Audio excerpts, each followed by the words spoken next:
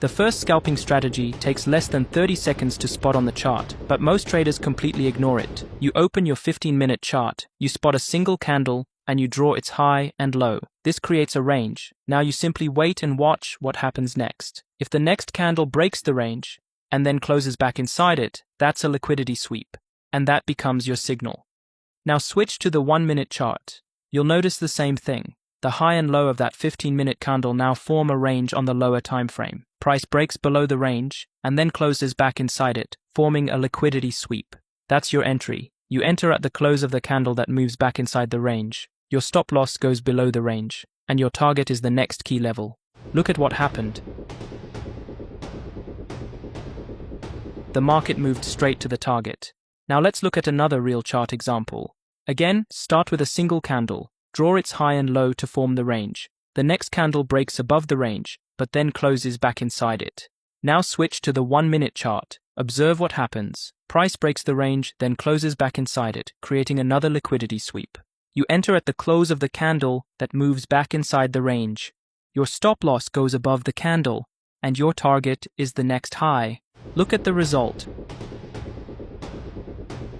The market reaches the target as expected. This strategy is not a holy grail. Always use proper risk management and trade it in the direction of the trend as explained in my previous videos on the channel. Now let's move on to the next strategy. Look at this chart. You've identified a clear support level where price has bounced twice. It's a key level that catches everyone's attention. Now look at what happens next. Price approaches that level again. You expect another bounce, so you place your trade. But instead of bouncing, the market drops just enough to hit your stop loss, and then immediately reverses. Annoying? Yes.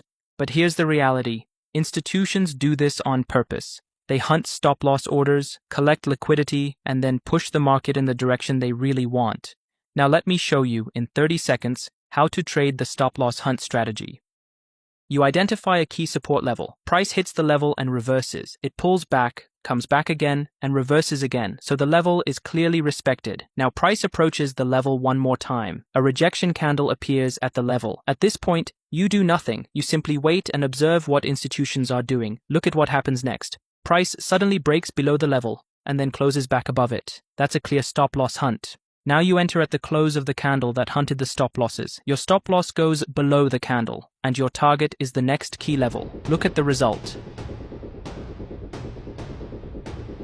The market moves up exactly as expected. Now let's look at a bearish example. Price hits this level and reverses. It hits it again and reverses again. That forms a clear resistance level. Now price approaches the level once more. A bearish candle appears, and retail traders start selling. But look at what happens next. Another candle forms. It suddenly breaks above the resistance level, but then price closes back below it. That's a stop-loss hunt. You enter at the close of that candle. Place your stop-loss above the stop hunt candle, and your target is the next level. And look at the result.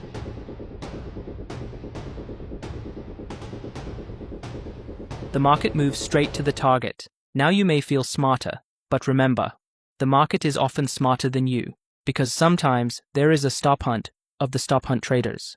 Here's what that means. You spot a stop-loss hunt at a support level. You feel confident. You place your entry, your stop-loss, and your target. You're ready to make money, but look at what happens.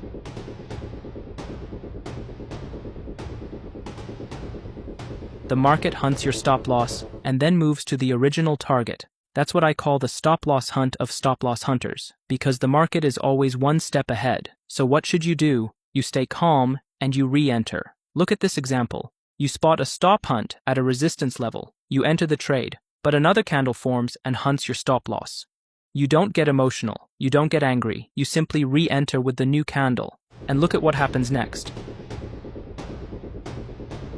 The market moves straight to the target. The stop hunt of stop-loss hunters doesn't happen every time, but when it does, now you know exactly what to do.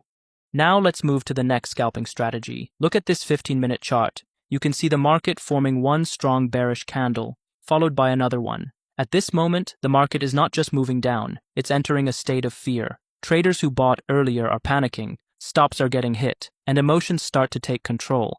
Now switch to the 1-minute chart. Here, you don't enter immediately. You wait for a signal that shows resistance to that fear.